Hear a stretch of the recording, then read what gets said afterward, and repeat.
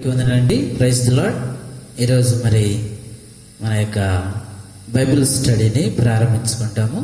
దయచేసి అందరి పనులు ముగించుకొని మరి ఈ యొక్క పరిచర్యలో పాలు పంపులు కలిగి ఉండాల్సిందిగా ప్రభు పేరిట మనం రండి ప్రార్థన చేసుకొని ఈ పరిచర్యను మనం ప్రారంభించుకుంటాం.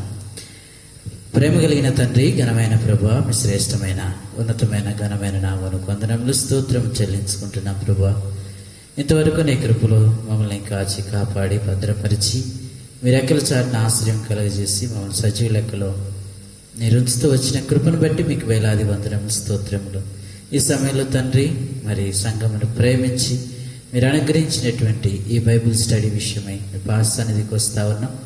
ఈ పరిచర్యను ప్రారంభించుకునిచుండగా ప్రారంభం నుంచి అంతవరకు మీ నామానికి మహిమకరంగా జరిగించుకునండి. పాడబోయే పాటలోను వాక్యములోను ప్రభా మీరే ఉంటురండి. మాకు కావలసిన మాటలను మీరే ఉపదేశించి మాకు నేర్పించమని, అలాగే తండ్రి వినగల చెవిని గ్రహించగల మనస్సును మాకు మా అందరికి అనుగ్రహిస్తురండి.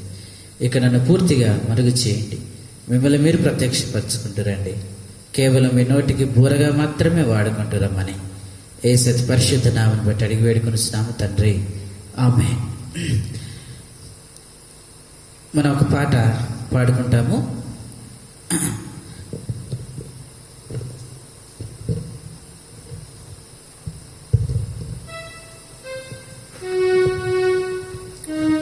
పాట సంఖ్య 157. ప్రేమ నమ్మకము గల పరలోక తండ్రి. ప్రేమ నమ్మకము గల పరలోక తండ్రి తన కుమారుని పంపేను. రక్తము చిందించి మా పాపము కడుగా సిలువపై అర్పించెను. సిలువపై అర్పించెను.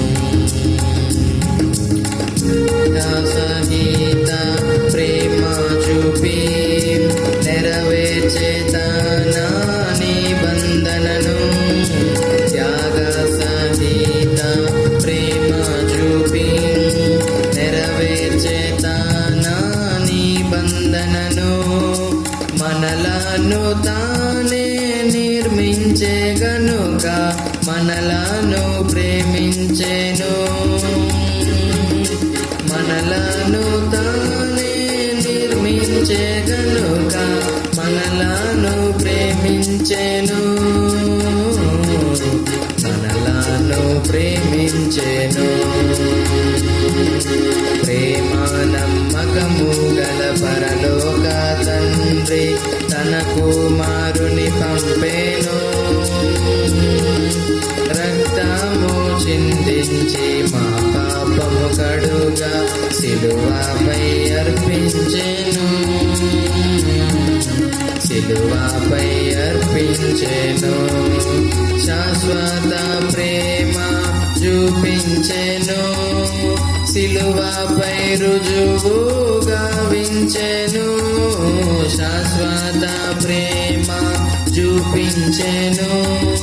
సిలువపై రుజువు గావించెను. తన రక్తముతో పాపులనెల్లా శుద్ధుల చేసెనుగా. తన రక్తముతో పాపులనెల్లా శుద్ధుల చేసెనుగా. శుద్ధుల చేసెనుగా. ప్రేమ నమ్మకము గల పరలోక తండ్రి తన కుమారుని పంపేను. రక్తము చిందించి మా పాపము కడుగా సిలువపై అర్పించెను. సిలువపై అర్పించెను. తండ్రి వలెనే ప్రేమ చూపి నీచులనెల్లా ప్రేమించెను. తండ్రి వలెనే ప్రేమ చూపి నీచులనెల్లా ప్రేమించెను. ఎవరు పాపమునొప్పుకొందురో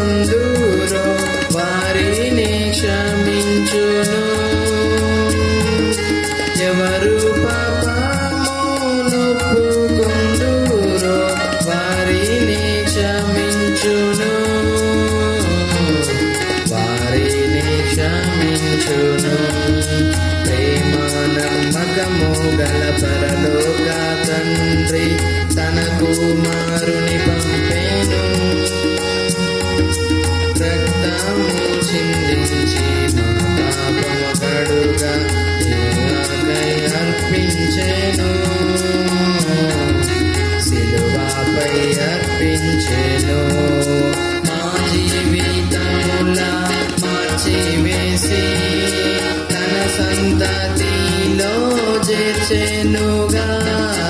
మా జీవితములా మార్చివేసి తన సంతతిలో చేర్చెనుగా. తన మహాప్రేమ చూపించి మాకు స్వాస్యము దయచేసెను. తన మహాప్రేమ చూపించి మాకు స్వాస్యము దయచేసెను. స్వాస్యము దయచేసెను. ప్రేమ నమ్మకము గల పరలోక తండ్రి తన కుమారుని పంపెను. రక్తము చిందించి మా పాపము కడుగా సిలువపై అర్పించెను. సిలువపై అర్పించెను. ఆత్మ శరీర ప్రాణములన్ అర్పించి ప్రభును స్తుతింతుము. ఆత్మ శరీర ప్రాణములన్ అర్పించి ప్రభును స్తుతింతుము. హల్లెలూయా స్తుతి మహిమ ఘనత ఎల్లప్పుడూ ప్రభుకే. హల్లెలూయా స్తుతి మహిమ ఘనత ఎల్లప్పుడూ ప్రభుకే. ఎల్లప్పుడూ ప్రభుకే. ప్రేమ నమ్మకము గల పరలోక తండ్రి తన కుమారుని పంపెను. రక్తము చిందించి మా పాపము కడుగా సిలువపై అర్పించెను. సిలువపై అర్పించెను.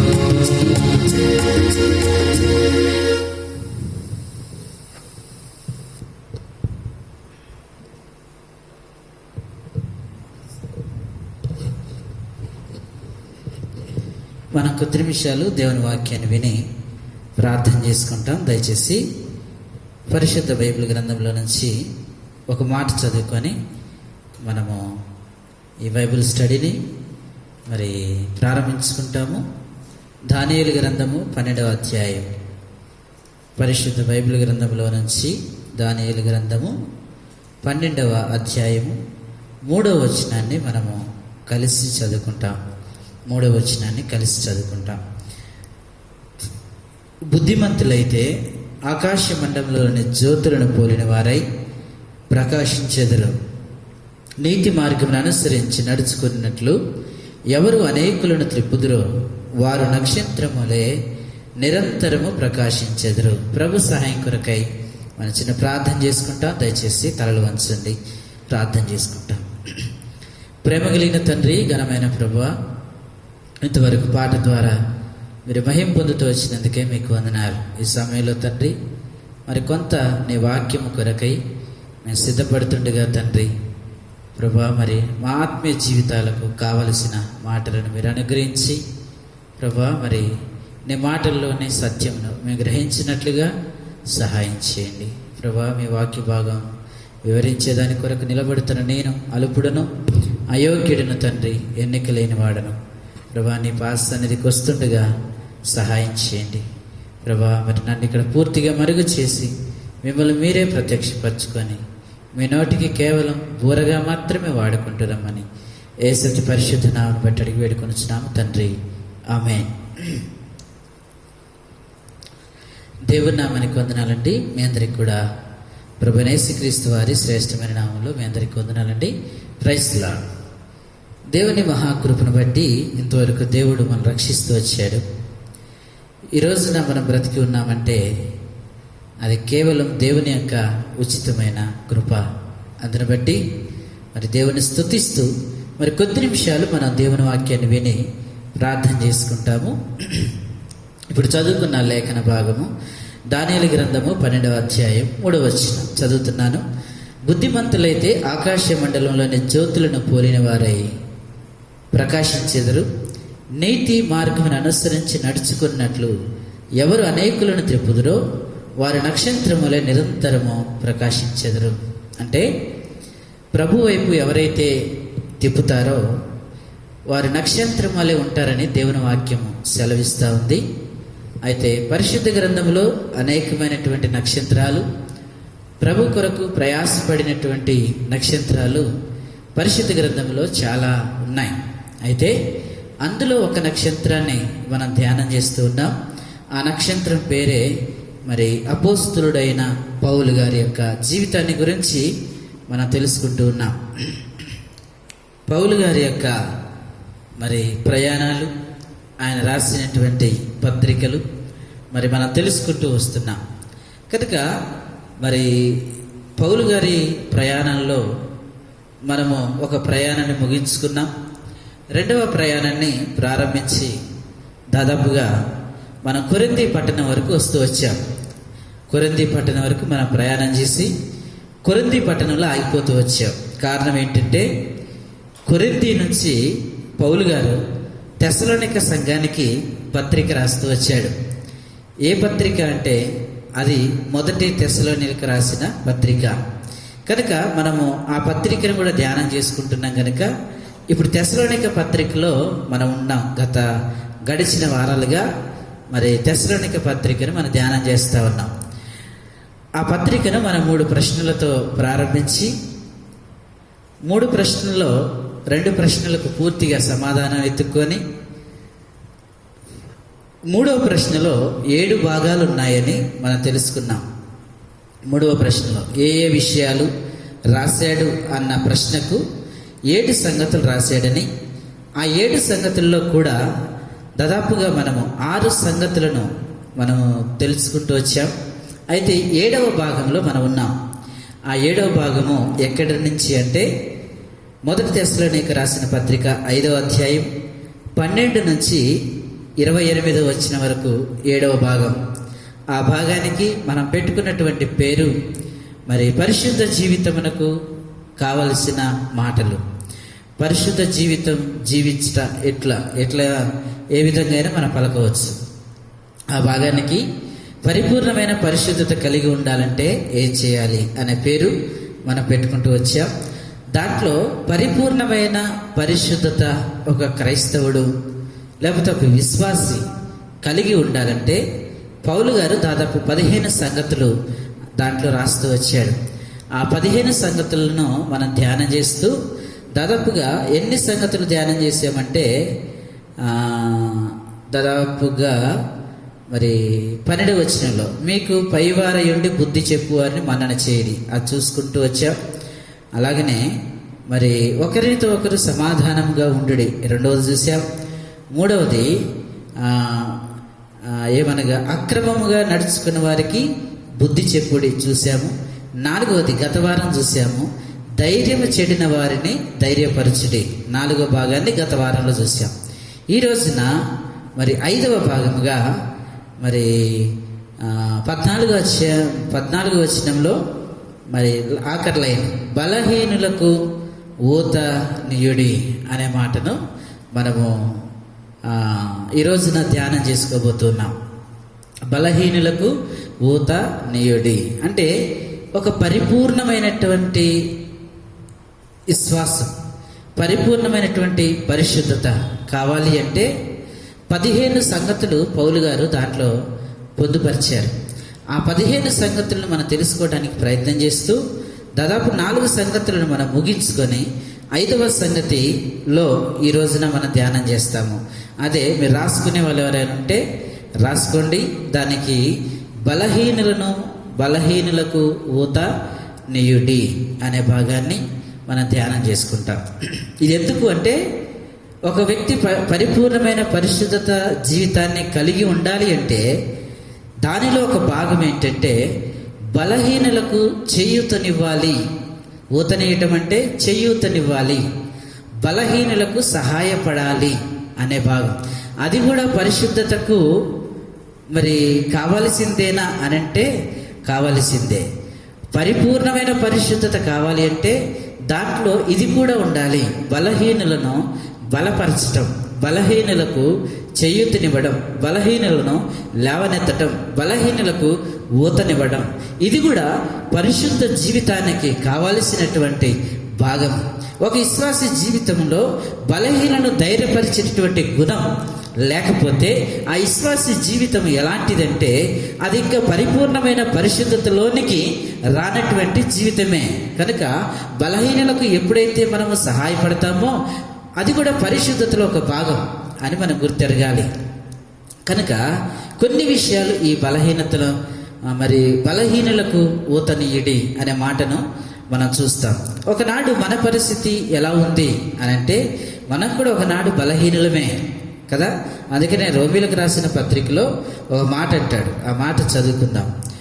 ఒకనాడు మన పరిస్థితి ఎలాగుంది అంటే రోమీలకు రాసిన పత్రిక 5వ అధ్యాయము 6వ వచనంలో మనకు రాయబడుతూ వచ్చింది.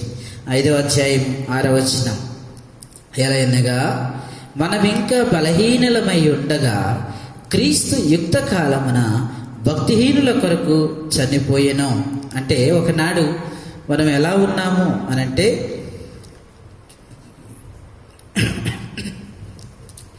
బలహీనులుగా ఉంటూ వచ్చాము అని ఇక్కడ రాయబడుతూ వచ్చింది. బలహీనులుగా ఉన్నటువంటి మనలను దేవుడు తన యుక్త కాలమున మన కోసం చనిపోయి బలహీనులమైనటువంటి మనలను దేవుడు బలపరిచాడు. అందుకనే కొరింథీలో అంటాడు కదా, మరి బలహీనులను బలవంతులను సిగ్గుపరచుటకు దేవుడు బలహీనులను ఎంచుకుంటూ వచ్చాడని, జ్ఞానులను సిగ్గుపరచుటకు దేవుడు అజ్ఞానులను ఎంచుకున్నాడని, ఎర్రివారిని ఎంచుకున్నాడని రాయబడుతూ వచ్చింది. కనుక ఒకనాడు మన జీవితం ఎలాంటిది అంటే బలహీనమైనటువంటి జీవితమే. అటువంటి బలహీనమైనటువంటి జీవితంలో మనం జీవిస్తున్నప్పుడు ప్రభువైన యేసుక్రీస్తు ప్రభువారు మన బలహీనతల నుంచి మనం లేవనెత్తి మనను బలవంతులుగా చేశాడు. బలవంతులుగా చేయబడిన మనము చేయవలసిన పని ఏంటి అంటే మనం కూడా బలహీనులకు ఊతనివ్వాలి, బలహీనులకు మనం సహాయపడాలి. ఇది ఒక పరిపూర్ణమైన పరిశుద్ధతకు కావలసినటువంటి ఒక భాగం. ఇది కూడా ఒక ఆత్మీయ జీవితంలో ఉండాలి. ఎందుకంటే మనకంటే బలహీనులను మనం చూసినప్పుడు వారి బలహీనతను బట్టి మనము వారిని తక్కువ వారిగా చూడటానికి లేదు. ఎందుకంటే ఒకనాడు మనం కూడా అదే బలహీన స్థితిలో ఉన్నాం. అయితే దేవుడు ప్రేమించి మనం బలవంతులుగా చేశాడు. ఇప్పుడు బలవంతులుగా చేయబడిన మనము ఏం చేయాలి? పరిపూర్ణమైనటువంటి పరిశుద్ధత కలిగి ఉండాలంటే యేసుక్రీస్తు ప్రభువారు ఏ రీతిగా అయితే మనల్ని బలపరిచాడో అదే రీతిలో మనం ఇతరులని బలపరచాలి. ఏ ఏ విషయాల్లో మన ఇతరులని బలపరచాలి అనే విషయాలు ఒక 4 సంగతులు మనం చూసుకొని మనము ఈ పరిచర్యను ముగించుకుంటాం. దాదాపుగా 4 సంగతులను మనము చూస్తాం. బలపరచబడిన మనము మనకి పరిపూర్ణమైనటువంటి పరిశుద్ధత కావాలి అంటే మరి బలహీనులను మనం కూడా మరి ఊతనివ్వాలి, వారికి సహాయపడాలి. ఏ ఏ విషయాల్లో మనము వారికి సహాయపడాలో చూద్దాం రండి. మరి రోమీలకు రాసిన పత్రిక 15వ అధ్యాయం, రోమీలకు రాసిన పత్రిక 15వ అధ్యాయం ఒక 4 సంగతులు మనం చూస్తాం. బలహీనలు ఏ విధంగా మనం బలపరచాలో చూద్దాం. 15వ అధ్యాయం మొదటి 3 వచనాలు మనం చదువుకుంటాం. మొదటి 3 వచనాలు చదువుకుంటాం. కాగా బలవంతులమైన మనము, ఎవరంట? బలవంతులమైన మనం అంటే ఇదివరకు బలహీనులం. దేవుని కృపను బట్టి మనల్ని ఏం చేశాడంటే బలవంతులుగా చేశాడు. అక్కడ మరి పౌలు గారు అదే చెప్తా ఉన్నారు. కాగా బలవంతులమైన మనము మనల్ని మనమే సంతోషపరుచుకొనక బలహీనులను దౌర్బల్యమును భరించుటకు బద్ధులమై ఉన్నాం. తన పొరుగువానికి క్షేమావృద్ధి కలుగునట్లు మనలో ప్రతివాడు మేలైన దానియందు అతనిని సంతోషపరచవలను. క్రీస్తు కూడా తన్ను తాను సంతోషపరుచుకొనలేదు కానీ నిన్ను నిందించు వారి నిందలు నా మీద పడెను అని రాయబడినట్లు ఆయనకు సంభవించెను. ఇక్కడ రాయబడుతుంది ఏంటి? మొట్టమొదటిగా మనం బలపరచాల్సినటువంటి ఎవరిని బలపరచాలి అని అంటే ఇక్కడ అంటున్నాడు, కాగా బలవంతులమైన మనము మనల్ని మనమే సంతోషపరచుకోక కదా. మనం ఇప్పుడు రక్షించబడ్డాం, బలహీనులం కావు, బలవంతులం. మరి క్రీస్తునందు మనం ఎలాంటి వాళ్ళం? మరి నీతిమంతులుగా చేయబడ్డాం. నీతిమంతులు ఎలాంటి వాడంటే సింహం వలె ధైర్యముగా ఉంటాడని దేవుని వాక్యం రాయబడుతూ వచ్చింది. అంటే ఇప్పుడు మనం ధైర్యవంతులము, బలవంతులం. క్రీస్తు యేసునందు కృపచేత బలవంతుడము కమ్ము. అంటే క్రీస్తు యేసునందు కృపచేత మనం బలవంతులుగా చేయబడ్డాం. ఇప్పుడు బలవంతులుగా చేయబడిన మనము మన బలమును బట్టి, మన బలవంతమైన పరిస్థితిని బట్టి మనకు మనమే సంతోషపడటం కాదు. నన్ను దేవుడు బలవంతుడిగా చేశాడు, ఆయన కృప వలన నన్ను బలపరిచాడు, ఆయన కృప వలన నన్ను బలహీనతల నుంచి విడిపించి నన్ను బలపరిచి బండ మీద నన్ను నిలిపాడు అని చెప్పుకుంటూ ఉన్నాం. కానీ ఇప్పుడు బలపరచబడిన మనము ఎందుచేత బలపరచబడ్డాం, ఎందుచేత మనం బలవంతులుగా చేయబడ్డాము అని అంటే మనలో మనమే సంతోషపరచుకోవడానికి కాదు. మనము బలపరచబడింది దేనికోసం అంటే మనలో మనమే సంతోషపరచుకొని మన బలాన్ని బట్టి మనమే ఆనందించి, మన బలాన్ని బట్టి మనమే సంతోషిస్తూ, మన బలాన్ని బట్టి మనమే మరి ఉప్పొంగుచు ఉండడానికి కాదు. కానీ మన బలవంతులుగా ఎందుకు చేశాడంటే ఇక్కడ రాయబడుతూ వచ్చింది, బలహీనుల నా దౌర్బల్యమును భరించుటకు బద్ధులమై ఉన్నాం. అర్థమవుతుందండి? మనం ఎందుకు బలవంతులుగా చేయబడుతూ వచ్చామంటే బలహీనుల యొక్క దౌర్బల్యమును భరించటానికే మనం బలవంతులుగా చేయబడ్డాం. ఇప్పుడు ఇద్దరు బలహీనులు ఉన్నారనుకోండి, ఇద్దరు బలహీనులు ఒక్కడుంటే ఏ బలహీనుడు ఏ బలహీనుడిని బలపరచలేడు, ఎందుకంటే ఇద్దరు బలహీనులే. కానీ దేవుడు ఏం చేస్తూ వచ్చాడంటే ఆ బలహీనులు ఇద్దరిని బలపరచాలంటే ఇప్పుడు మనల్ని దేవుడు బలపరిచాడు, మన బలవంతులుగా చేశాడు. ఇప్పుడు బలవంతులుగా చేయబడిన మనము బలహీనులుగా ఉన్నవారిని ఏం చేయటంటే బలపరచాలి. దాని నిమిత్తమే మనం బలవంతులుగా చేయబడ్డాం అనేది ఆత్మీయ సంగతి గ్రహించిన ఎవరైనా దీన్ని ఆపాదించుకుంటారు. నేను ఎందుకు బలవంతుడిగా చేయబడ్డానంటే నాకు నేను సంతోషంగా పడటానికి కాదు. నన్ను దేవుడు బలపరిచింది దేనికోసం అంటే బలహీనులు ఉన్నారు, వారిని బలపరచడానికి దేవుడు నన్ను ఎన్నుకున్నాడు. ఒక విషయాన్ని జాగ్రత్తగా గమనించండి. బలహీనులమైన మనల్ని బలపరచడానికి దేవుడు, బలవంతుడైన దేవుడు తన కుమారుని లోకానికి పంపించాడు. బలవంతుడైన దేవుడి కుమారుడు ఈ లోకంలోనికి వచ్చి బలహీనులైన మనల్ని బలపరిచాడు. ఎందుకు బలపరిచాడు? మనల్ని యేసుప్రభువు ఎందుకు బలపరిచాడంటే ఇతరులను మనం బలపరచాలి. కనుక మన జీవితంలో ఇతరులను బలపరచాలి, బలహీనులుగా ఉన్నటువంటి వారిని బలపరచాలి. క్రైస్తవ జీవితంలో, విశ్వాస జీవితంలో, మరి ఆత్మీయ జీవితంలో కొంతమంది కొంతమంది చిన్న స్థాయిలో ఉంటారు. వారి ఆత్మీయ స్థితి వాళ్ళకి అర్థం కాదు. వారి ఆత్మీయ జీవితము ఎలా కొనసాగించాలో తెలియదు, ఎట్లా బలపడి క్రీస్తులో నడవాలో తెలియదు. అయితే వారికి బలం సమకూర్చవలసిన వారు ఎవరంటే మనమే. ఒక వ్యక్తి ఆత్మీయత స్థితిలో తెలియకుండా పడిపోతూ ఉన్నాడంటే అతడికి మనం ఏం చేయాలంటే ఊతనియాలి, అతన్ని మనం లేవనెత్తాలి. ఎందుకంటే అతన్ని బలపరచాలి. మన క్రీస్తు యేసు కృపచేత మనం బలపరచబడ్డాం కాబట్టి ఇతర వ్యక్తులకు కూడా మనం బలపరచాలి అని దేవుని వాక్యం సెలవిస్తూ ఉంది. అదే విధానంలో ఒక సంగతి జరిగింది, మనకి తెలిసిన సంగతే ఒకసారి నేను చెప్తూ వచ్చాను. చూడండి, అపోస్తల కార్యంలో 15వ అధ్యాయంలో ఒక సంగతి జరుగుతూ వచ్చింది. అపోస్తల కార్యములు 15వ అధ్యాయము 36వ వచనం చదువుతున్నాను. కొన్ని తర్వాత ఏ పట్టణములో ప్రభు వాక్యము ప్రచుర పరిచితిమో ఆయా ప్రతి పట్టణంలోనున్న సహోదరుల యొద్దకు తిరిగి వెళ్ళి వారు ఎలాగున్నారో మనము చూద్దామని పౌలు బర్నబాతో అనెను. అప్పుడు మార్కు అను మారు పేరు గల యోహాను వెంటబెట్టుకొని పోవుటకు బర్నబా ఇష్టపడెను. అయితే పౌలు పంఫూలియాలో పని కొరకు తమతో కూడా రాక తమను విడిచిన వానిని వెంటబెట్టుకొని పోవుట యుక్తము కాదని తలంచెను. వారిలో మరి తీవ్రమైన వాదము కలిగినందున వారు ఒకరినొకరు విడిచి వేరైపోయిరి. బర్నబా మార్కును వెంటబెట్టుకొని వాడెక్కి కుప్రాకు వెళ్ళెను. పౌలు శీలను ఏర్పరచుకొని సహోదరుల చేత కృపకు అప్పగించబడిన వాడై బయలుదేరి సంఘములను స్థిరపరచుటకు ఆయన వెళ్ళాడు. ఇక్కడ గమనించండి, పౌలు గారు రెండవ ప్రయాణాన్ని ప్రారంభిద్దామని స్టార్ట్ చేశాడు. మనకి ఇప్పుడు రెండవ ప్రయాణాలు ఉన్నాం కాబట్టి మరి రెండవ ప్రయాణంలో బయలుదేరే ముందు మన విషయాలను చూసాం. కాకపోతే ఇప్పుడు అవసరమైంది కాబట్టి ఈ పదాన్ని మనం వాడుకుంటున్నాం. అయితే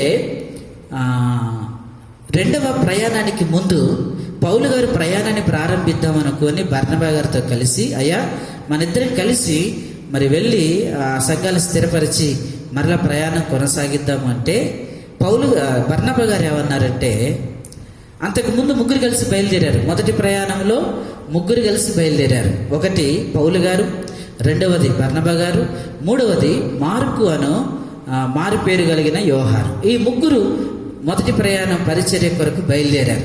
అయితే కొన్ని పరిస్థితులను బట్టి ఈ మార్కు అనేటువంటి వ్యక్తి పరిచర్య నుంచి మధ్యలోనే వచ్చేస్తాడు. నేను చేయలేనని చెప్పేసి ఏదో పరిస్థితిని బట్టి బ్యాక్ వచ్చేస్తాడు. బ్యాక్ రాగానే ఇక అతను వదిలేసి ఇద్దరు కలిసే పౌలు బర్నబా కలిసే పరిచర్య ముగించుకుని వస్తారు. మొదటి ప్రయాణం ముగించుకుని వస్తారు. తర్వాత రెండవ ప్రయాణం స్టార్ట్ చేద్దాం అనుకుంటే అప్పుడు బర్నబా గారు ఒక మాట అంటున్నాడు. ఏంటంటే, మరి మార్కును కూడా తీసుకొని వెళ్దాము అని అంటే పౌలు గారు అన్నాడు, లేదు, మొదటి ప్రయాణంలో స్వార్థ పని కోసం వచ్చిన మార్కు మన ఇద్దరిని మధ్యలో విడిచిపెట్టి తన సొంత పని కోసం తను వెళ్ళిపోయాడు. మరి పరిచర్య నుంచి వైదొలిగినటువంటి వాడిని మరలా ఇప్పుడు రెండవ ప్రయాణంలో మనమే ఆడ ఇబ్బంది పడతాము. ఆల్రెడీ మొదటి ప్రయాణంలో ఇబ్బంది పడ్డాం, చాలా డబ్బు ఖర్చు అయింది. అతనికి కూడా మనం అతన్ని తీసుకెళ్ళటానికి మళ్ళీ వెళ్ళటానికి ఈ ధనమంతా కూడా ఎంతో ఖర్చు పెట్టాం తన కోసం. ఇప్పుడు మళ్ళీ అప్పుడు నమ్మకంగా లేడు. మరలా ఇప్పుడు రెండవ ప్రయాణానికి కూడా వస్తా అంటే ఎట్లా నమ్మేది అని బర్నబా గారితో పౌలు అంటున్నాడు. అయితే బర్నబా గారు ఏమంటున్నాడంటే, ఏం కాదులేయ్యా మరి మార్క్ గారిని తీసుకెళ్దాము అని బర్నబా గారు. పౌలు గారేమో వద్దు, మనతో పనికి వచ్చి మధ్యలో ఎగ్గొట్టినవాడు మనకు అవసరం లేదు అని చెప్పేసి పౌలు గారు. వీరిద్దరి మధ్య కొంత వాదం పుట్టింది. అప్పుడు ఏం చేశారంటే ఇద్దరు విడిపోయారు, పౌలు గారు బర్నబా గారు. ఈ పౌలు గారేమో మరి శీలాన్ని ఏర్పాటు చేసుకుని రెండో ప్రయాణాన్ని కొనసాగించాడు. మరి బర్నబా గారేమో మరి ఈ మార్కుని వెంట పెట్టుకొని ఆయన కుప్రాకి వెళ్ళిపోయాడు.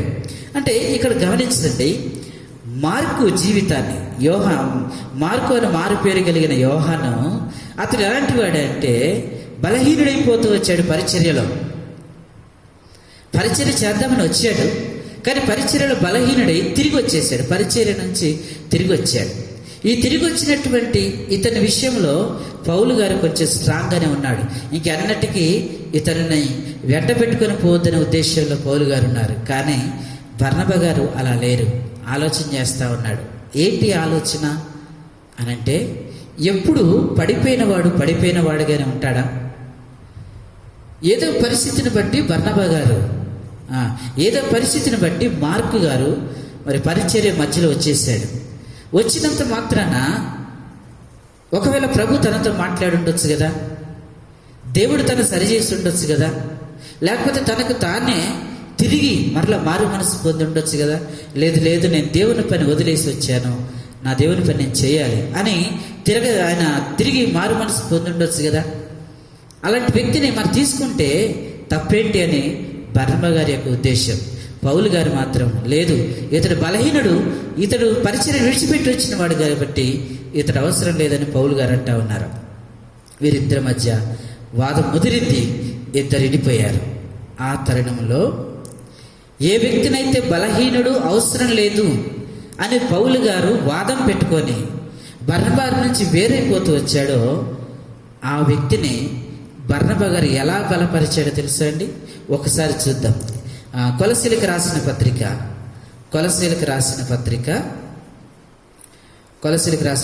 4వ అధ్యాయం 10వ వచనం. 4వ అధ్యాయం 10వ నాతో కూడా చెరలోనున్న అర్తిస్తార్కును బర్నబాకును సమీపాజ్ఞ అయిన మార్కును మీకు వందనములు చెప్పుచున్నారు. ఎవరు వందనాలు చెప్తున్నారంటే కొలసీ సంఘానికి పౌలు గారు ఉత్తరం రాస్తున్నాడు. ఈ కొలసీ సంఘానికి ఉత్తరం రాసేటప్పుడు పౌలు గారు చెరలో ఉన్నాడు. దీన్ని ఏమంటారంటే చెరపత్రిక. చెర నుంచి 4 పత్రికలు రాశాడు.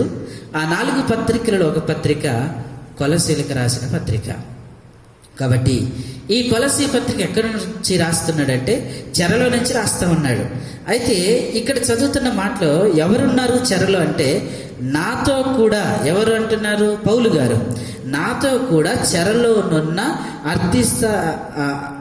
అరిస్తార్కును బర్నబాకు సమీపాజ్ఞ అయిన మార్కు మీకు వందనములు చెప్తున్నాడు. ఈ మార్క్ ఎవరనుకుంటున్నారు? అక్కడ 2వ ప్రయాణానికి అవసరం లేదని పౌలు గారు విడిచిపెట్టేశారే, ఆ మార్క్ గారే తిరిగి ఎక్కడ కనబడుతున్నాడంటే చెరలో కనబడుతున్నాడు. ఎవరితోని? పౌలు గారితోనే చెరలో ఉన్నాడేనా. ఈ మార్కు పౌలు గారితో చెరలో ఉంటూ వచ్చాడేనా. అంటే ఒకనాడు ఈయన అవసరం లేదని బలహీనుడని పౌలు గారు విడిచిపెడితే బర్నబా తన దగ్గర తీసి ఇప్పుడు ఏం చేస్తూ వచ్చాడంటే పౌలు గారితో పాటు పరిచర్యలో నిలబెడుతూ వచ్చాడు ఆ మార్కు అనే మారు పేరు కలిగిన యోహాన్ని. కనుక అంతేకాదు కానీ 2వ తిమోతిలకు రాసిన పత్రికలో ఒక మాట ఉంటుంది. 4వ అధ్యాయం 11వ వచనం. 2వ తిమోతిలకు రాసిన పత్రిక 4వ అధ్యాయం 11వ వచనం. లూకా మాత్రమే నా యుద్ధ ఉన్నాడు, మార్కును వెంట పెట్టుకొని రమ్ము. ఏ మార్కు? అప్పుడు అక్కడ వద్దన్న మార్కే. మార్కును వెంట పెట్టుకొని రమ్ము, అతడు నాకు పరిచారము నిమిత్తము నాకు ప్రయోజనకరమైన వాడు. ఈ మాట ఎవరు రాస్తున్నారంటే పౌలు గారే రాస్తున్నాడు.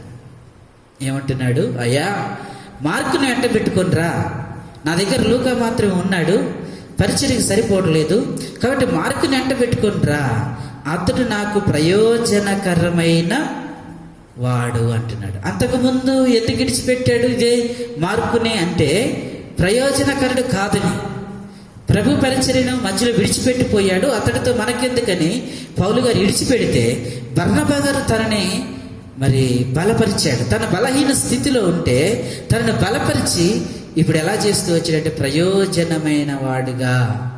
పౌలు గారి చెరసాల్లో వృద్ధాప్యమందు మరి చెరసాల్లో ఉంటే ఈ మార్క్ గారే వెళ్ళి ఏం చేశారంటే పౌలు గారికి పరిచయం చేశాడు. ఆ చెరలో ఉండి, చెర అంటే జైలు కాదు, ఆయన సొంత ఇంట్లో అద్దె ఇంట్లో మరి తను హౌస్ అరెస్ట్గా ఉన్నాడు, అదే చెర.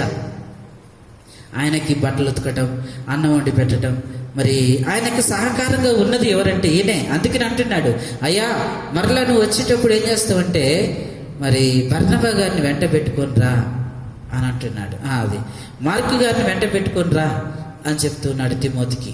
అంటే ఇప్పుడు ఎలా మార్చబడుతూ వచ్చాడంటే ప్రయోజనమైన వాడుగా మార్చబడుతూ వచ్చాడు. అంతేకాదు కానీ ఫిలోమోనుకు రాసిన పత్రికలో ఒక మాట ఉంటుందిరా, చదువుదాం. ఫిలోమోనుకు రాసిన పత్రిక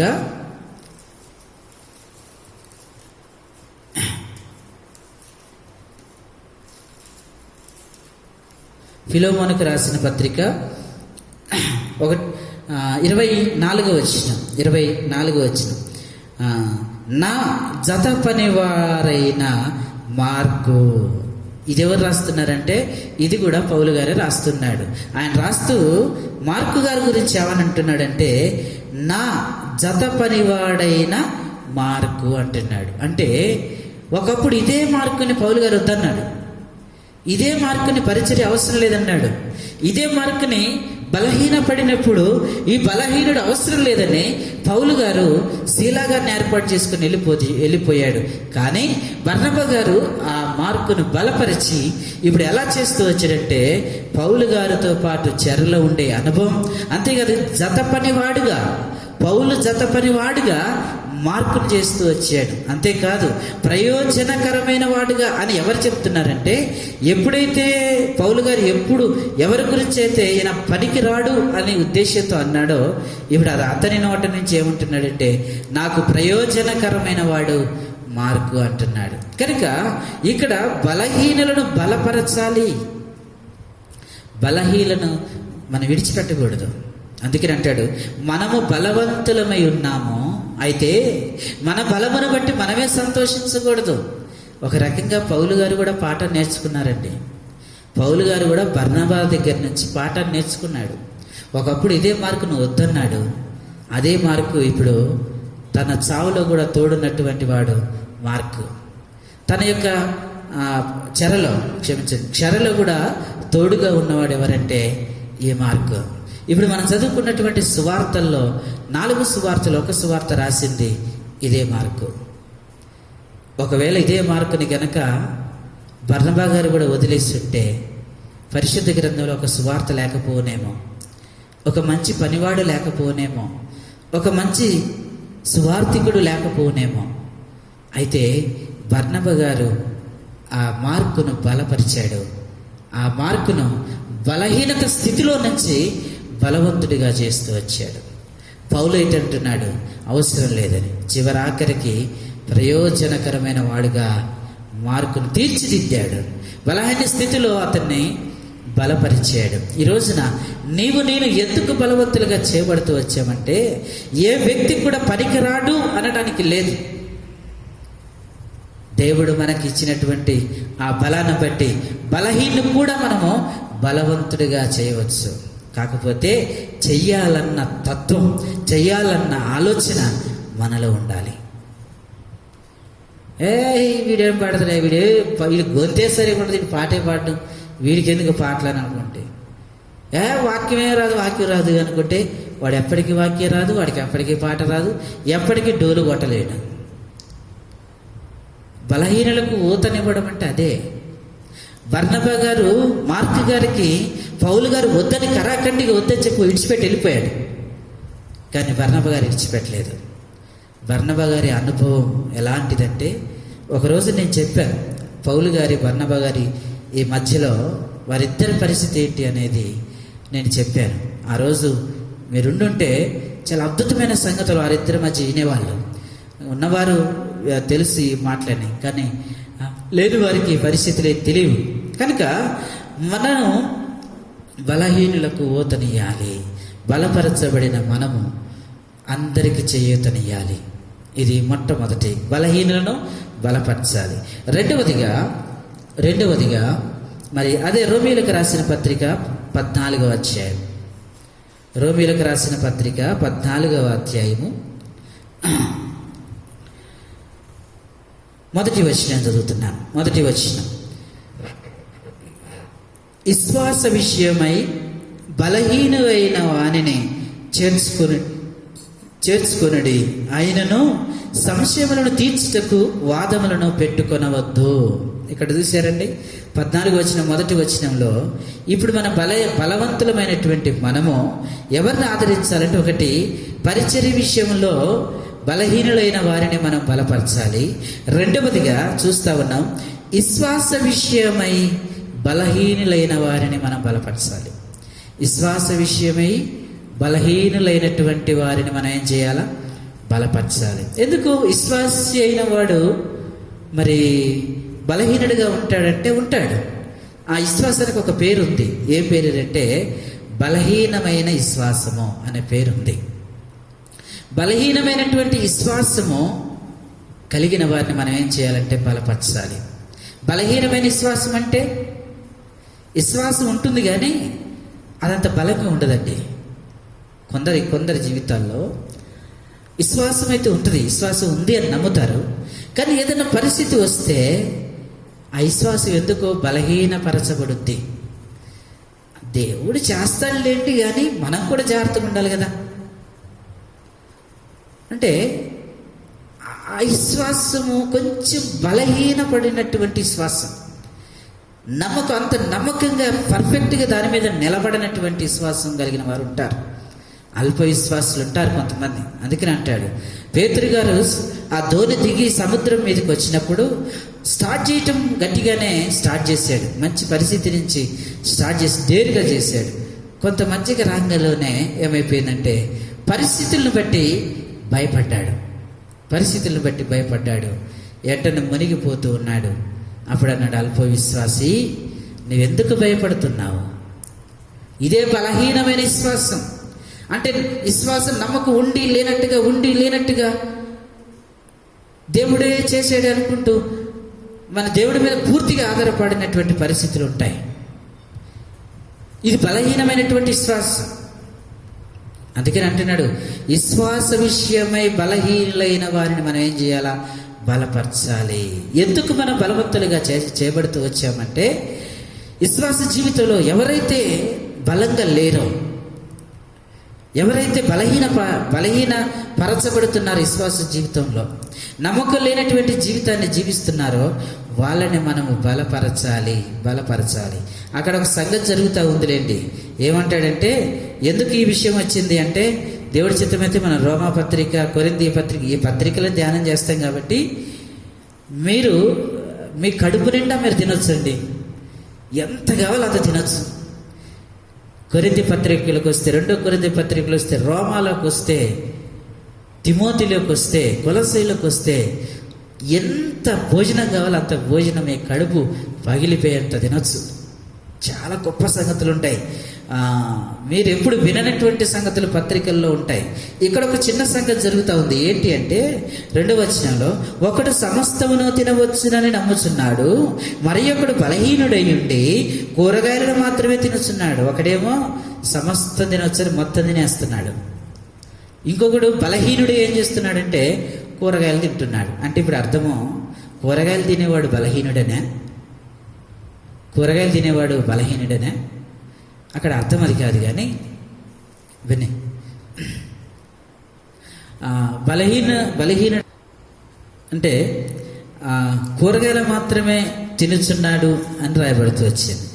అంటే ఇక్కడ 2వ వచనంలో, ఒకడు సమస్తమును తినవచ్చునని నమ్ముచున్నాడు, మరి ఒకడు బలహీనుడై కూరగాయలనే తినుచున్నాడు అని రాయబడుతూ వచ్చింది. అంటే కూరగాయలు తినేవాడు బలహీనుడా అని అంటే అక్కడ ఒక చిన్న పరిస్థితి జరుగుతూ ఉంది. ఏంటి అంటే వాళ్ళ విశ్వాసంలో బలహీనమైనటువంటి విశ్వాసం గురించి చెప్తున్నాడు కాబట్టి అక్కడ చిన్న సంగతి ఏర్పాటైంది. ఏంటి అంటే ఒకళ్ళేమో అన్ని తింటున్నాడు, అంటే మాంసం తింటున్నాడు, కూరగాయలు తింటున్నాడు, ఎవరు పిలిచినా వెళ్తున్నాడు, తింటున్నాడు. ఇంకొకడు ఏం చేస్తున్నాడంటే, బాబు ఆడికెళ్ళొద్దు ఈడికెళ్ళొద్దు, అది తినొద్దు ఇది తినొద్దు, ఆత్మీయ జీవితంలో మంచిగా ఉండాలని కూరగాయలు తింటున్నాడు. ఇప్పుడు ఈ కూరగాయలు తినే వ్యక్తి ఏం చేస్తున్నాడంటే, ఆ మాంసం తినేటువంటి వ్యక్తిని ఏమంటున్నాడంటే, నువ్వు మాంసం తింటున్నావు, ఆడేడ మాంసం తింటున్నావు కాబట్టి నీ విశ్వాసము మరి మంచి విశ్వాసం కాదని అంటున్నాడు. అయితే అక్కడ కూరగాయలు మాత్రం, ఒకడు బలహీనుడై ఉండి కూరగాయలనే తినుచున్నాడంట. వీడెందుకు బలహీనుడయ్యాడు? మరి ఒకడేమో సమస్తాన్ని తింటున్నాడు.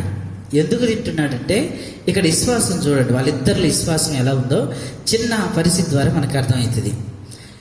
సమస్తం తినేవాడు ఎలా తింటున్నాడంటే, ఉదాహరణకి నన్ను ఎవరైనా పక్కింటి వాళ్ళు పిలిచారు, వాళ్ళ పండగకి ఏదో పిలిచారు భోజనానికి, వచ్చి అన్న భోజనం చేయండి అని చెప్పి పిలిచారు పండగకి. వాళ్ళు ఏదో చేసుకుంటున్నారు, సరే వాళ్ళు వంట వండారు, చికెన్ మటన్ వండారు, నేను వెళ్ళాను. ఇప్పుడు నేను భోజనం చేస్తున్నాను, అది వాళ్ళ దేవుడికి కోసారు. అయినా సరే నన్ను పిలిచాడని అభిమానంతో నేను వెళ్ళాను, తిన్నాను, అది వాళ్ళ దేవుడికి కోసింది. ఇప్పుడు నేను అంటే ఎక్కడన్నా దేవుడు పెట్టింది అని వెళ్ళిన చోట నన్ను పిలిస్తే నేను వెళ్ళి తిన్నాను అనుకోండి, నన్ను చూసిన వాళ్ళు ఏమనుకుంటారంటే, ఓ ఇగో పాస్టర్ గారు వాళ్ళు దేవుడికి పెట్టుకుంటూ వాళ్ళకి తిన్నాడు అని అంటారు. అయితే ఇక్కడ ఉద్దేశం ఏంటి అనేది మనకు బాగా అర్థం కావాలి.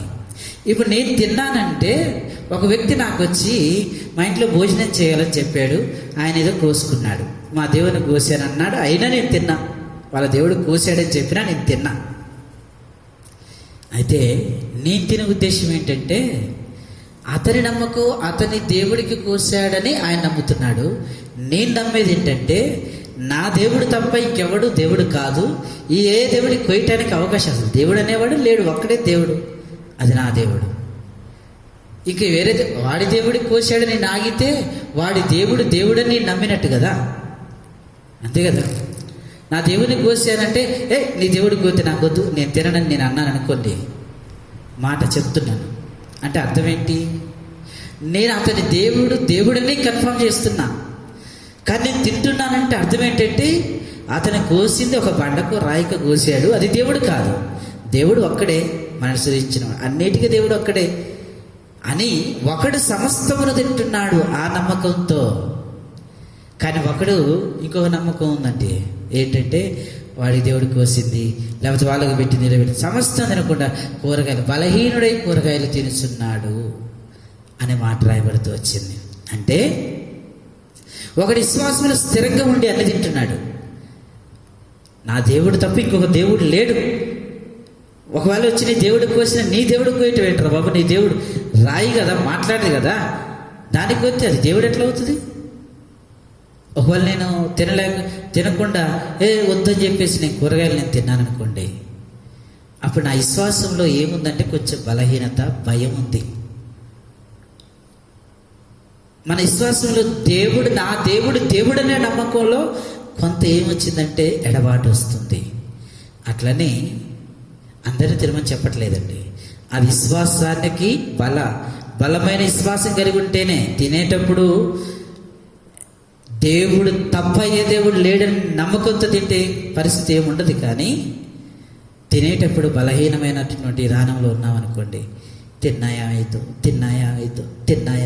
ఏమైంది? దేవుడే కాదనుకున్నాక ఇంకేమైంది? అదే చికెన్ తీసుకుపోయి కొట్టులో పెడతాడు. కొట్టులో అంతే కొనవా, తినవా? కొట్టువాడు కోసినా దేవుడి దగ్గర కోసి పెడతాడు అనుకుందాం మనం. చికెన్ షాపులలో పోతే అలాలు చేసుకొస్తున్నారండి, అలాలు చేసి పెడుతున్నారు. పోయి తెచ్చుకొని తినట్లే, ఎందుకు తింటున్నాం? అది చికెన్ షాపులో చికెన్ అయినా అల్లాకే వస్తున్నారు కదా. మన నమ్మకం ఏంటంటే ఇంకేది దేవుడు కాదు, మన దేవుడే దేవుడు అనే బలమైన విశ్వాసం ఉన్నది. ఒకడు సమస్తాన్ని తింటున్నాడు, ఒకడు మాత్రము బలహీనుడై భయంతో కూరగాయలు తింటున్నాడు. వీళ్ళిద్దరి మధ్య చిన్న వాదన.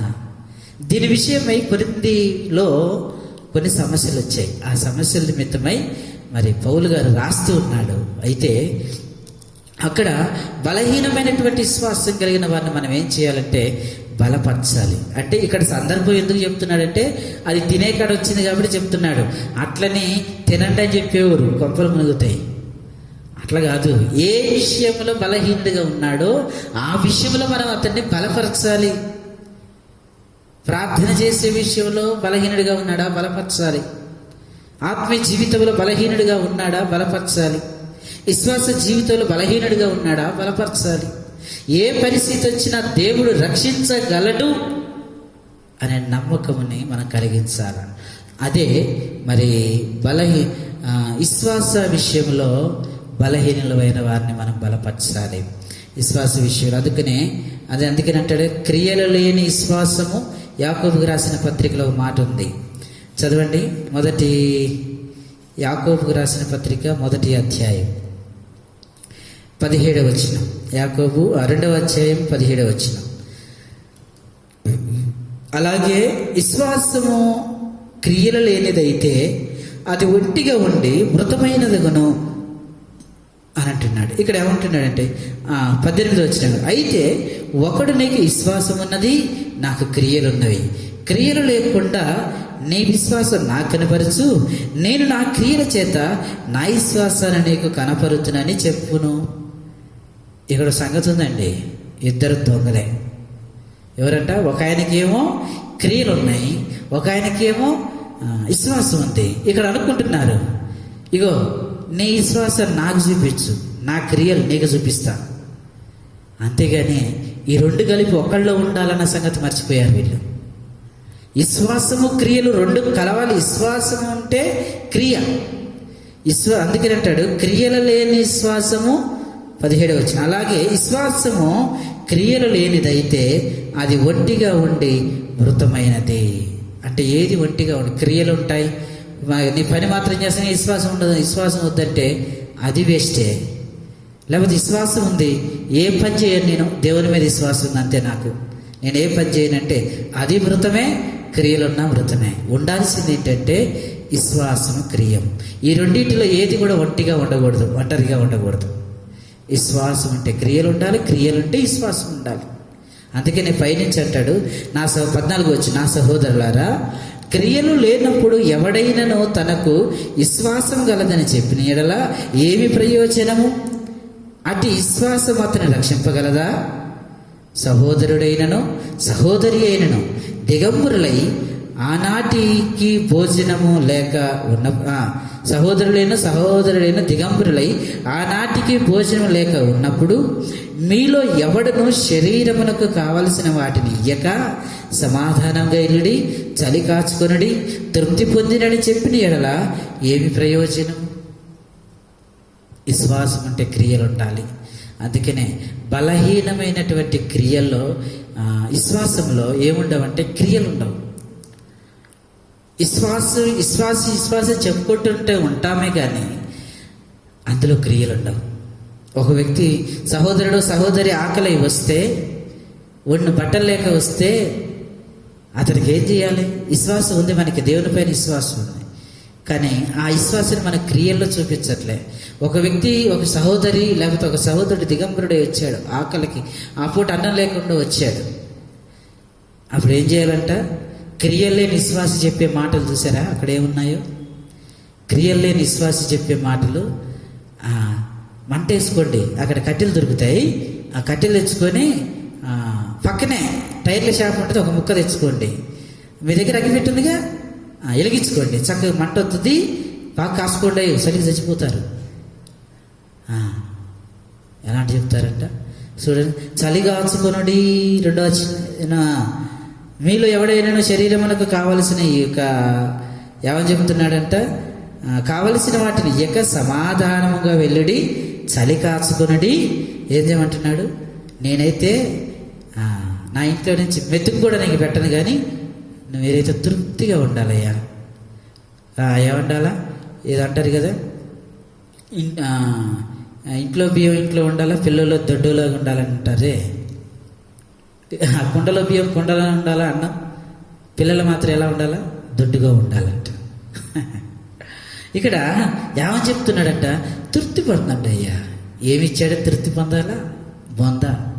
విశ్వాసం చూశారంటే క్రియలు లేని వాడి విశ్వాసం చూశారు ఎలా ఉందో. ఇతను ఏంటంటే మాటలు మాత్రం తీయగా చెప్పేవాడు, కానీ ఏమాత్రం క్రియ లేదు. అయితే అది మంచిదా అంటే అది మృతం, ఆ చచ్చిన దాంతో సమానం అంటున్నాడు. ఇంకొక వ్యక్తి ఉన్నాడు, ఆయన క్రియలు మాత్రమే తెలుసు, విశ్వాసం అంటే తెలియదు. మీకు ఎందుకు రండి బ్రదర్, మీకు కొత్త సొక్క కొనిస్తా అంటాడు, తీసుకెళ్తాడు, సొక్క కొనిస్తాడు, బో పెడతాడు, అన్ని చేస్తాడు, కానీ తనంలో ఏముండదంటే విశ్వాసం ఉండదు. అప్పుడు అది నెంబర్ 1 అంటే అది నెంబర్ 1 కాదు. విశ్వాసం ఉంది కానీ ఏం చెయ్యం అని అంటే అది విశ్వాసం అంటే అది మృతమే. ఏది ఒంటిగా ఉండకూడదు. విశ్వాసం క్రియ ఒక చోటే ఉండాలి. కనుక ఇలాంటి బలహీనమైనటువంటి స్థితిలో ఉన్న వారిని మనం బలపరచాలి. విశ్వాసం కలిగి ఉంటారు, క్రియ చేయరు. కొంతమంది క్రియ ఉంటుంది, విశ్వాసం ఉండదు, వారిని బలపరచాలి. విశ్వాసం కలిగిన వారిని క్రియల్లోనికి నడిపించాలి, క్రియలు కలిగిన వారిని విశ్వాసంలోనికి నడిపించాలి. తిరిగి క్రియలు విశ్వాసం ఒకరిలో ఉండేటట్టు మనం ప్రయత్నం చేయాలి. బలహీనమైనటువంటి విశ్వాసం కలిగిన వారిగా ఉండకుండా చేయటానికే దేవుడు మనల్ని బలపరుస్తూ వచ్చాడు. ఇది 2వ సంగతి. మొదటిది బలహీనలు బలపరచాలి పరిచర్యలో. 2వదిగా విశ్వాస విషయంలో బలహీనులైన వారిని బలపరచాలి. 3వదిగా చూస్తూ ఉన్నాము, 3వదిగా చాలా సంగతులు ఉన్నాయి, సమయం లేదు. సరే, ఒక విషయం షార్ట్లో చెప్పి ముగించేస్తాను, టైం లేదు కనుక. ఎబ్రీలకు రాసిన పత్రిక, మరి 1 కొరింథీయులకు రాసిన పత్రిక 9వ అధ్యాయం 22వ వచనం. చాలా సంగతులు ఉన్నాయి, వివరించి క్లియర్గా చెప్దాం అనుకున్నాను, అయితే సమయాన్ని బట్టి చెప్పలేకపోతున్నాను. దేవుడి చిత్తమైతే ఎప్పుడైనా మీకు ఈ పరిస్థితులన్నీ, ఈ పత్రికలలో చాలా సంగతులు రాయబడతాయండి, ఎన్నడూ వినడినటువంటి సంగతులు ఉంటాయి. 1 కొరింథీ 9:22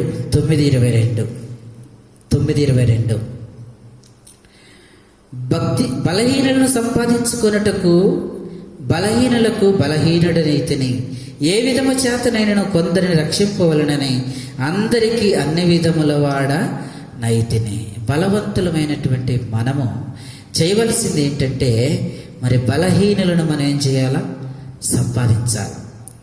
బలహీనులు. అందుకనే పౌలు గారు ఏం చేస్తున్నాడంటే, నేను బలవంతుడినే, అయితే బలహీనమైన వారిని సంపాదించుకున్నట్టుకు నేను కూడా బలహీనుడిగా చేయబడి ఏ విధమ చేతనైనా కొందరిని ప్రభు దగ్గరికి తీసుకొని రావాలి. దేవుడు పౌలు గారిని బలపరిచాడు, పౌలు గారు ఇతరుల్ని బలపరుస్తున్నాడు. ఈ రోజున దేవుడు నన్ను బలవంతులుగా చేస్తూ వచ్చింది బలహీనులకు ఊతనివ్వడానికి దేవుడు మనం చేస్తూ వచ్చాడు. అందుకని అంటాడు కదా, మన మోషే గారు అంటూ ఉంటాడు, ఎబ్రీలకు రాసిన పత్రిక 11:34 అనుకుంటాను, ఓ మాట చదువుదాం. ఎబ్రీలకు రాసిన పత్రిక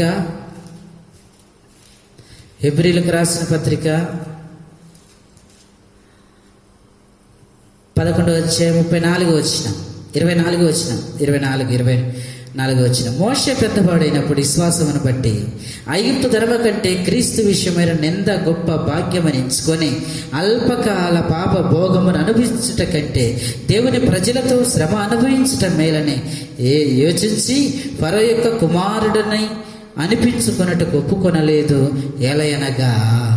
ఏలయనగా అతడు ప్రతిఫలముగా కలగబోవు బహుమానమందు దృష్టి ఉంచాను. ఇక్కడ కొంతమందిని సంపాదించుకోవడానికి మోషే గారు చేస్తూ ఉన్నాడు. తన కలిగిన సమస్తమును కూడా ఏం చేశాడంట? విడిచిపెట్టేశాడు. తన సమస్తమును కూడా ఏం చేస్తూ వచ్చాడంటే, మరి ఐగుప్తు ధనము కంటే క్రీస్తు విషయమైన నింద గొప్పదనుకొని ఏ విధమ చేతనైనా తన ప్రజలను నడిపించాలని మరి మోషే బయలుదేరుతూ వచ్చాడు. కనుక ఈ రోజున దేవుడు మనం బలవంతులుగా చేస్తూ వచ్చాడంటే, బలహీనులను రక్షించడానికి, బలహీనులను నడిపించడానికి, బలహీనులకు ఊతనివ్వడానికి దేవుడు మనం రక్షించుకుంటూ వచ్చాడు.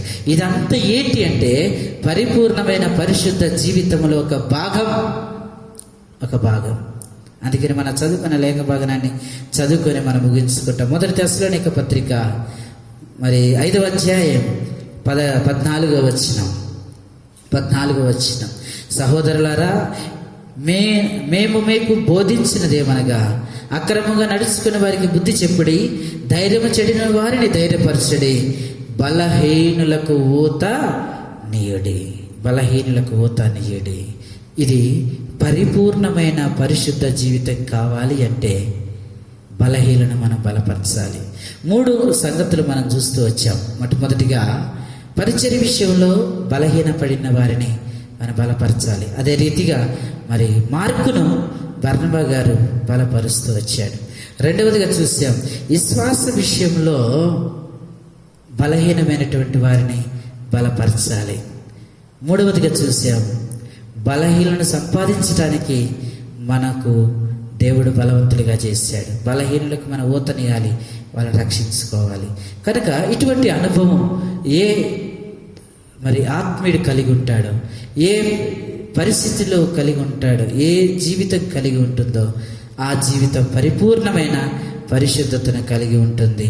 కనుక ఒక మాట, వీటికి ఆధారమైనటువంటి ఒక మాట చదువుకొని మనం ముగించుకుంటాం. అదే తెస్సలోనిక రాసిన పత్రిక 5వ అధ్యాయము మరి 23వ వచనాన్ని చదువుతాం. అంటే ఈ 7వ భాగానికి మూల వచనం ఏంటంటే 23వ వచనం. 7వ భాగం మూల వచనం ఏంటంటే 23వ వచనం. సమాధానకర్తయగు దేవుడే మిమ్మును సంపూర్ణముగా పరిశుద్ధపరచబడును గాక. దేవుడి మాటలు దీవించి ఆశీర్వదించును గాక. రండి ప్రార్థన చేసుకుంటాం. దయచేసి తలలు వంచండి. అలాగే మరి చైన్ ప్రేయర్ నడుస్తూ ఉంది. మరలా ఈ రాత్రి కాలంలో చేసేవారు ఎవరైతే ఉన్నారో వారు కూడా మరి సమయాన్ని పాటించి ప్రార్థించవలసిందిగా ప్రభు పేరిట మనవి ప్రార్థన చేసుకుంటాం. ప్రేమ కలిగిన తండ్రి, ఘనమైన ప్రభా, ఇంతవరకు మీ వాక్యం ద్వారా మాట్లాడుతూ వచ్చిన ప్రతి లేఖనాన్ని బట్టి మేము స్తుతిస్తా ఉన్నాం ప్రభా. మరి పరిపూర్ణమైనటువంటి పరిశుద్ధ జీవితం కలిగి ఉండాలంటే 15 సంగతులు మేము కలిగి ఉండాలి. ఆ 15 సంగతులలో ఈ రోజున తండ్రి 5వ సంగతిగా మరి బలహీనులకు ఊతనియాలి అనే మాటను మీరు తీసుకొస్తూ వచ్చారు. కనుక మీ పరిచర్యలో ఎవరైతే మరి బలహీనులుగా ఉంటున్నారో వారిని బలపరచాలని, అంతేకాదు విశ్వాస జీవితంలో మరి ప్రభు మరి బలహీనులైనటువంటి వారిని, బలహీనమైన విశ్వాసం కలిగిన వారిని బలపరచాలని, అంతేకాదు కానీ బలహీనులను మరి రక్షించాలని, బలహీనుల కొరకు మనం ఊతనియాలని మీరు తెలియపరుస్తూ వచ్చారు కనుక తండ్రి, అటువంటి విధానంలో ఏలేములో ఉన్న ప్రతి ఒక్క వ్యక్తి జీవితాన్ని పరిపూర్ణమైన పరిశుద్ధంగా మార్చబడటకు సహాయం చేయండి. విత్తబడిన మాటలు నీరు కట్టి ఫలింపచేస్తారండి. అదేవిధంగా ఏలేము మందిర పరిచర్యలు మరి జ్ఞాపకం చేసుకునండి. ఈ పరిచర్యల ద్వారా మీ నామానికి మేము పొందుకుంటారండి. ఈ రీతిగా తండ్రి మీరు జరిగిస్తున్నందుకే మిమ్మల్ని స్తుతిస్తా ఉన్నాం. నిశ్చితమైతే ఈ కరోనా పరిస్థితుల నుంచి మీరు విడుదల చేసి తిరిగి నీ సన్నిధిలో కూడుకున్నట్లుగా ప్రతి పరిస్థితిని ప్రభావ మీరు చక్కపరచమని అడుగుతా ఉన్నాం. సహాయం చేయండి. ఈ రీతిగా తండ్రి సంఘంలో ఉన్న ప్రతి కుటుంబాన్ని పేరు పేరు వరుసన మీరు జ్ఞాపకం చేసుకుంటారండి. ప్రతి కుటుంబాన్ని దీవించి ఆశీర్వదించండి. ఏ అక్కర్లు ఉన్నాయో ఆ అక్కర్లన్నింటినీ మీరు తీర్చమని ప్రభు ఎత్తబడిన వాక్యం నీరు కట్టి ఫలింపజేస్తున్నామని యేసు పరిశుద్ధ నామం బట్టి అడిగి వేడుకొనుచున్నాము తండ్రి, ఆమేన్. మన తండ్రి అయిన దేవుని ప్రేమ, కుమారుడు యేసుక్రీస్తు వారి కృప, పరిశుద్ధాత్మని అన్యోన్య సవాసం కూడి వచ్చిన మనకును సంఘమునకు సవాసమునకు ఇప్పుడు ఎల్లప్పుడు సదాకాలం తోడైండి నడిపించునుగాక. ఆమేన్. అందరికీ వందనాలండి. Praise the lord.